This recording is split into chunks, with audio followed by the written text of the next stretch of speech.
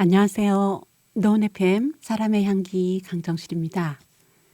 아파트 앞에 목련의 희늘어진 가지마다 상아빛 비단 살길 같은 꽃들, 그리고 자줏빛 비단 치마폭처럼 우아한 자태의 자줏빛 꽃들이 봄바람에 한 잎, 두 잎, 봄비 오듯 떨어져 내리는 4월의 아침입니다. 얼마 전에는 나무들마다 꽃망울이 가지 여기저기에 조그맣게 맺어져 있던 그것들이 몇 번의 봄비와 바람이 지나가더니만 어느새 활짝 피어 벌써 하나, 둘 꽃잎이 떨어져 날리는 것을 바라봅니다. 한때는 목련꽃 피는 언덕에 베르테리의 편지를 읽노라 노래를 흥얼대며 4월을 보냈었지요. 4월의 꽃향기와 자연은 때가 되면 다시 찾아오지만 우리 인생은 하루하루 낡아져가 돌아올 줄 모른다는 생각에 발걸음을 멈추게 됩니다. 여기저기 피어있는 목련, 벚꽃, 개나리, 또 민들레들을 둘러보며 폴란드의 여류 시인 심보르스카의 시기절 너는 존재한다. 그러므로 사라질 것이다. 너는 사라진다. 그러므로 아름답다. 구절에 깊이 공감하는 계절입니다. 내 옆에 가까이 있는 사람도, 물론 나 자신도 내가 알지 못하는 그 어느 때에 사라진다는 생각을 하니 꽃보다 더욱 사람이 귀하게 여겨집니다. 한 번 더 생각하고 말하고 한 번 더 생각하고 행동하는 어른으로 살아가야겠다고 떨어지는 꽃잎들을 바라보며 자신에게 다짐해보는 4월의 중순입니다. 명작 산책. 오늘 명작 산책은 작가 강소천의 1954년 작품 꿈을 찍는 사진관과 함께 산책하겠습니다. 작가 강소천은 1915년 한경남도 고원에서 태어났습니다. 1930년 함흥 영생고등보통학교에 재학 중 어린이 잡지 신소년과 아이생활에 동요를 발표하면서 문단에 등장하였지요. 그 뒤 1939년 동아일보에 돌멩이를 발표하며 본격적으로 동화를 쓰기 시작하였답니다. 해방 후에는 학교에서 교사로 가르치기도 하고 그 후 6.25 때 홀로 월남하였답니다. 어린이 잡지 새벗과 어린이 다이제스트 주간으로 있으면서 아동 문학 발전에 힘썼다고 합니다. 한국 아동문학연구회 회장을 지냈으며 1963년 세상을 떠났습니다. 1965년 강소천의 업적을 기리며 소천 아동문학상이 제정되었고 지금까지 이어져 오고 있습니다.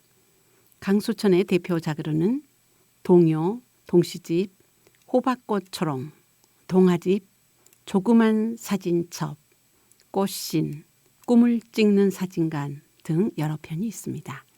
꿈을 찍는 사진관은 동화와 같은 구조로 구성되어 있습니다. 그의 작품 꿈을 찍는 사진관으로 산책하겠습니다. 따사한 봄볕은 나를 자꾸 밖으로 깨어내는 것이었습니다. 어젯밤만 해도 내일은 일요일이니 어디 나가지 말고 방에 꾹 들어박혀 책이라도 읽으리라 생각했던 것이 정작 조반을 먹고 나니 오늘은 유달리 날씨가 따뜻했습니다. 나는 스케치북과 그림 물감을 가지고 뒷산을 향해 올라갔습니다. 그렇다고 내가 굉장히 그림을 잘 그리거나 그림에 취미를 가진 것도 아닙니다. 그저 빈손으로 가기는 싫었기 때문이지요. 책을 들고 앉아 그 따스한 봄볕에 읽는 것은 한층 더 싱거울 것 같았습니다. 봄을 그리려고 산에 오른 이 서투른 하가는 좀처럼 그림을 그리기 시작하지 않았습니다. 그리는 것보다 가만히 앉아 바라보는 것이 더 좋았습니다. 그리하여 내 눈이 맞은편 산 허리에 갔을 때 나는 내 눈을 의심하리만큼 놀라지 않을 수가 없었습니다. 거기에는 활짝 핀 꽃나무 한 그루가 서 있었기 때문입니다. 아직 살구꽃이 피려면 한 달은 더 있어야 할 텐데 저렇게 연분홍 꽃이 전등이라도 켠 듯이 환히 피어 있는 것은 이상한 일이 아니겠습니까? 나는 그 꽃나무 있는 대로 쏜살같이 달려갔습니다. 골짜기를 내려 다시 산으로 기어올라 그 꽃나무 아래까지 갔습니다. 단숨에 달린 나는 숨이 차서 그만 땅에 주저앉았습니다. 숨을 돌리며 내가 꽃나무를 자세히 바라보려니 나무 밑줄기에 이런 간판이 붙어 있었습니다. 꿈을 찍는 사진관으로 가는 길, 동쪽으로 오리. 나는 그 연분홍 꽃나무에 핀 꽃 같은 것 생각할 사이도 없이 곧 이 꿈을 찍는 사진관을 찾아 떠났습니다. 동쪽으로 사뭇 좁다란 산길을 걸어가노라니까 정말 조그만 집 한 채가 보였습니다. 그러나 내가 그 집 문 앞에 다다랐을 때는 약간 실망하지 않을 수가 없었습니다. 집 문 앞엔 또 이런 것이 씌어 있었습니다. 꿈을 찍는 사진가는 여기서 남쪽으로 오리 되는 곳으로 옮겼습니다. 나는 남쪽을 향해 또 걸었습니다. 지금 온 만큼 가니까 정말 또 집 한 채가 보였습니다. 나는 참 잘 왔다고 좋아라 집 문 앞으로 갔습니다. 그러나 나는 아까보다 좀 더 크게 실망하지 않을 수가 없었습니다. 아까와 똑같은 글이 문 앞에 붙어 있었습니다. 아니, 꼭 한자만 틀립니다. 그것은 남쪽으로 오리가 아니라 서쪽으로 오리라 씌어 있었습니다. 나는 조금 주저하였습니다. 그러나 나는 한 번만 속아보자 하고 또 서쪽을 향해 걸어갔습니다. 마침내 나는 꿈을 찍는 사진관을 찾은 것입니다. 이런 산중에 어울리지 않으리만큼 커다랗고 훌륭한 양옥집이었습니다. 벽과 창문만이 아니라 지붕까지 새하얀 집. 다만 정문에 커다랗게 써 붙인 꿈을 찍는 사진관이라는 7글자만이 파란 하늘빛이었습니다. 나는 문을 두드렸습니다. 누구시요? 들어오시죠. 낮고 부드러운 목소리가 안에서 들려왔습니다. 나는 문을 열고 안으로 들어갔습니다. 하늘빛 파란 가운을 입은 점잖은 신사 한 분이 하늘빛 파란 안경을 벗어 테이블 위에 놓으며 회전 의자에서 일어났습니다. 어떻게 오셨지요? 저 여기가 꿈을 찍어주는 사진관입니까? 예, 그렇습니다. 어떻게 찍지요? 하고 나는 찍는 방법을 물었습니다. 그랬더니 그는 내게 조그맣고 얄팍한 책 한 권을 주며 저쪽 치료실에 가 앉아 소리내지 말고 읽어보라고 했습니다. 나는 치료실을 찾아갔습니다. 1호실 다음엔 3호실, 그 다음이 5호실, 바로 그 다음이 7호실입니다. 어쩌면 사진관이 꼭 여간 집과도 같습니까? 나는 그제야 이 집의 방 번호가 모두 홀수로만 되어 있다는 것을 알았습니다. 벽과 천장까지 새하얀 방, 들어가는 문 밖엔 들창 하나도 없는 방입니다. 나는 그 방에 앉아 지금 받은 얄팍한 책을 펴 들었습니다.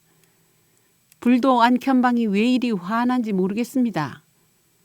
어디서 빛이라곤 들어올 곳이 조금도 없습니다. 9호 활자만큼 작은 하늘빛 글씨가 어쩌면 그리도 잘 보입니까? 꿈을 찍으려는 분들에게 이렇게 멀리서 찾아오신 손님에게 먼저 뜨거운 감사를 드립니다. 당신께서 이곳까지 찾아온 데는 2가지 뜻이 있을 줄 압니다.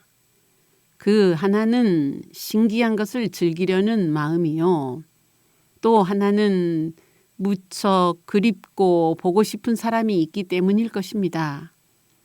사실 당신이니 말이지만 오늘 저 세상 사람들은 오늘의 문명을 자랑해서 텔레비전 시대라고 합니다. 그러나 지금 내가 새로운 실험을 하고 있는 이 일에 비하면 그까짓 게 다 무엇입니까? 문제도 안 되는 것입니다. 오늘 더욱이 6.25 전쟁을 치르고 난 우리들이 많은 잃은 것 대신에 가진 것은 안타깝게 보고 싶고 그리운 얼굴들입니다. 눈에 보이지 않는 것 중에 우리에게 없애지 못할 가장 귀한 것의 하나는 과거를 다시 생각할 수 있는 추억이라는 것입니다. 우리는 옛날 일을 다시 생각하기 위해서 묵은 앨범을 꺼내어 사진 위에 머물러 있는 지난날의 모습들을 바라봅니다. 그러나 사진이란 다만 추억의 어느 한 순간이요. 그 전부는 아닙니다. 정말 아름다운 추억이란 흔히 사진첩 속에서는 찾아보기 어려운 것입니다. 우리는 그런 불완전한 것이나마 전쟁으로 인하여 거의 잃어버리고 말았습니다. 그러나 요행이 우리에겐 꿈이란 게 있습니다. 이미 저 세상에 가버리고 없는 그리운 얼굴들도 꿈에서는 서로 만날 수 있습니다. 남북으로 갈리어 서로 만나지 못하는 사이라도 쉽게 만날 수 있습니다. 꿈길엔 38선이 없습니다. 정말 꿈을 꿀 수 있다는 것은 얼마나 행복한 일입니까? 그러나 이 꿈이란 사람의 마음대로 꿀 수는 없는 것입니다. 아무리 그립고 보고 싶은 얼굴이 있어 꿈에 보려고 예를 써도 뜻대로 잘 안 되는 수가 많습니다. 그러다 어떻게 잠깐 꿈을 꾸게 된다 해도 그 꿈이 곧 깨면 한층 더 안타까운 것뿐입니다. 여기에 생각을 둔 나는 이번에 꿈을 찍는 사진기를 하나 발명했습니다. 이는 결코 거리의 사진사들처럼 영업을 목적으로 한 건 아닙니다. 내게는 안타깝게 그리운 아기가 있습니다. 나는 그 아기의 사진까지를 송두리째 잃어버렸습니다. 내가 이 사진기를 만들게 된 게 그 때문인지 모릅니다. 자, 쓸데없는 이야기가 길었습니다. 그럼 이제 꿈을 찍는 방법을 설명해 드려야죠. 무엇보다 그게 더 궁금하실 테니까요. 지금 당신이 앉아있는 방에서부터 나오는 한 줄기 빛이 있습니다. 그 빛은 바로 사진기가 놓여있는 곳과 연결되어 있습니다. 그래서 당신이 꿈을 꾸기만 하면 그 꿈은 곧 사진기 렌즈에 비치게 됩니다. 꿈이 비치기만 하면 사진기는 저절로 쩔거덕 하고 사진을 찍어버리는 것입니다. 필름에 사진이 찍히면 곧 현상하여 손님의 요구대로 크게 또는 작게 인화지에 옮겨 드립니다. 그런데 문제되는 것은 꿈을 꾸는 일입니다. 어떻게 짧은 시간에 꿈을 꿀 수 있으며 또 꿈을 꾼다 해도 그게 정말 자기가 사진에 옮기고 싶은 꿈을 꾸겠느냐 하는 것입니다. 실로 내가 제일 오랫동안 연구에 고심을 한 것이 이것입니다. 꿈을 찍는 것쯤은 이것에 비하면 식은 죽 먹기였습니다. 그 문제를 풀기 위해서 나는 잠 못 이루는 밤을 오래 가졌고 무수한 실패를 거듭하였습니다. 그러나 나는 실망하지 않았습니다. 마침내 나는 마음대로 꿈꿀 수 있는 방법을 발명했습니다. 실로 이것은 세계적인, 아니 세기적인 발명이 아닐 수 없습니다. 자, 그럼 당신도 곧 그리운 이를 만나는 꿈을 꾸십시오. 그리운 이의 꿈을 사진 찍어 드릴 테니 그 방법, 당신이 있는 방 한 구석에 흰 종이 한 장과 만년필 한 개가 놓여 있습니다. 당신은 그 종이에 그 파란 잉크로 당신이 만나고 싶은 이와 지난날의 추억 한 토막을 써서 그걸 가슴속에 넣고 오늘 밤을 주무십시오. 내일 날이 밝으면 당신은 지난밤에 본 꿈과 똑같은 사진을 가지고 집으로 돌아갈 수가 있을 겁니다. 한 가지 미안한 것은 이곳은 산중이어서 손님들에게 대접할 음식이 준비되어 있지 못합니다. 미안하지만 하룻밤 그냥 주무셔 주십시오. 꿈을 찍는 사진관 RM. 나는 종이 쪽지에 이렇게 썼습니다. 살구꽃 활짝 핀 내 고향 뒷산.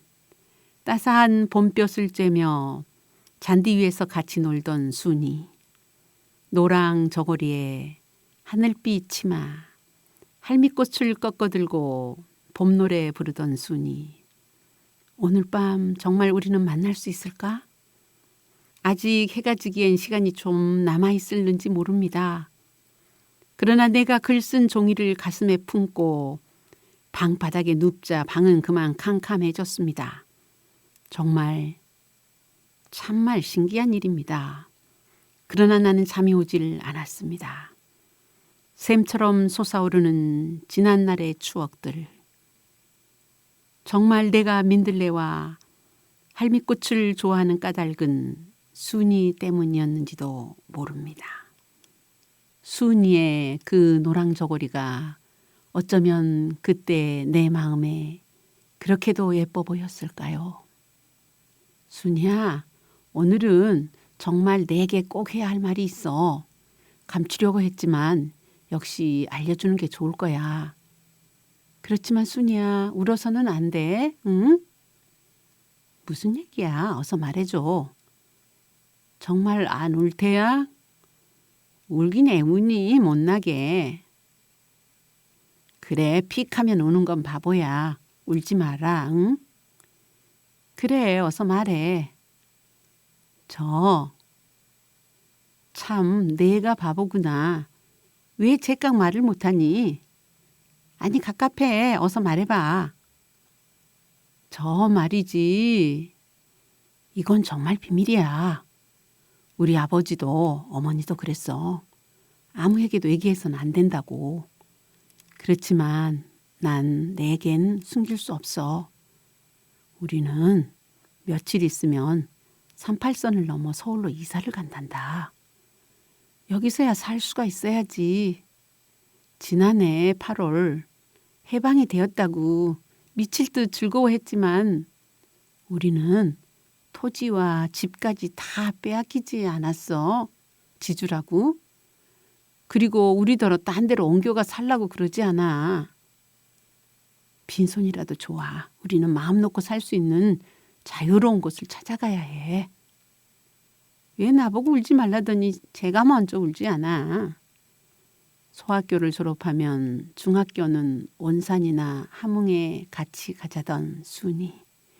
너와 내가 헤어진 것은 겨우 소학교 5학년 때.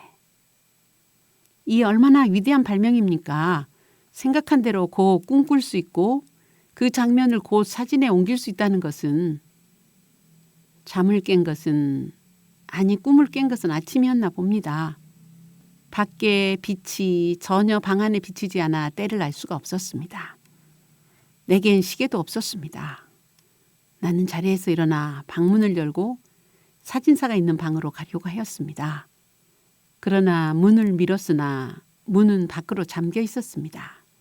내가 손잡이를 돌리자 내 앞에는 한 장의 종이 쪽이 날아 떨어졌습니다. 아직 시간이 이릅니다. 그냥 거기서 2시간만 더 기다려 주십시오. 그러면 사진을 가져다 드리겠습니다. 꿈을 찍는 사진관 주인 RM. 오라, 아직 2시간 더 있어야 된단다. 내가 너무 일찍 일어났는지도 몰라.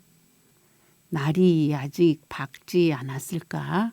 그동안 나는 어제 저녁 순이와 고향 뒷산에서 꽃을 따며 놀던 꿈을 다시 되풀이해보자. 얼마나 아름답고 즐거운 꿈이었나. 사진은 어느 장면을 찍었을까? 나와 순이가 나란히 살구나무 그늘에 앉아있는 장면일까? 그렇지 않으면 순이가 노래를 부르는 장면일까? 그렇지도 않으면 순이가 내게 할미꽃을 꺾어주는 장면일까? 내가 사진관 주인에게서 아직 채 마르지도 않은 사진 한 장을 받아들었을 때 나는 깜짝 놀라지 않을 수가 없었습니다. 그것은 순이와 나의 나이 차이 때문이었습니다. 실제 나이로는 순이와 나는 동갑입니다. 그런데 사진에는 8배나 차이가 있는 게 아닙니까? 순이의 나이는 12살 그냥 그대로인데 나는 지금의 나이 20살이니까요. 그동안 나만 8배 나이를 더 먹은 것입니다. 생각하면 그도 그럴 수밖에 없는 일입니다. 사실 순이도 북한 땅 어디에 그냥 살아있다면 꼭 내 나이와 똑같을 게 아닙니까? 그러나 나는 그 뒤 순이를 본 적이 없었습니다.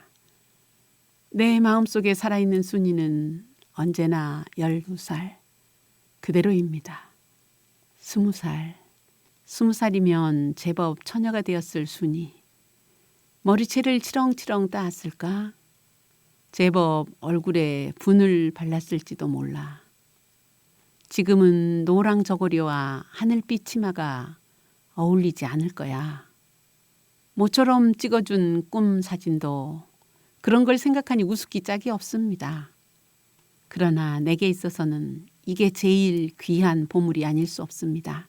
사진을 가슴에 품은 채 사진관 주인에게 몇 번이나 감사를 드리고 나는 그곳을 나왔습니다. 벌써 아침 해가 하늘 높이 올랐습니다. 하루를 꼬박 굶었으나 나는 배고픈 생각이라곤 전혀 없었습니다. 내가 처음 앉았던 뒷동산에 다리를 쉬며 가슴속에 간직했던 사진을 꺼냈을 때 나는 또 한 번 놀라지 않을 수가 없었습니다. 분명히 내가 넣었던 곳에서 꺼냈는데 내가 사진관에서 받아둔 순이와 같이 찍은 사진은 아니었습니다. 그것은 내가 좋아하는 동화집 갈피 속에 끼어있던 노란 민들레꽃 가드였습니다. 작품은 이렇게 끝이 납니다. 전쟁의 아픔은 어린이 어른을 막론하고 마음에 지울 수 없는 큰 상처로 우리들 삶의 한 부분을 차지하고 있다고 작품은 말하는 것 같습니다. 어린 시절의 소학교 친구와의 이별이 저자의 마음속에서 결코 지워지지 않는 삶의 추억으로 남아 아련하게 슬픔을 전해줍니다. 한편 그리워하는 친구는 어릴 적 모습 그대로인데 추억은 예전의 모습 그대로인데 사진관에서 받아든 사진에서의 주인공은 나이를 먹은 현재의 모습이 나란히 찍혀 있어 주인공을 놀라게 합니다. 우리들 그 누구도 추억의 시간을 붙잡아 둘 수는 없을 것입니다. 너는 존재한다. 그러므로 사라질 것이다. 너는 사라진다. 그러므로 아름답다. 4월이 다 가기 전에 아름답게 핀 꽃들과 함께 즐거운 시간 보내시기 바랍니다. 노은 FM 사람의 향기 강정실의 160일의 방송은 여기서 인사 말씀드리겠습니다. 함께해 주신 여러분 감사합니다. 다음 방송에서 뵙겠습니다. 안녕히 계십시오.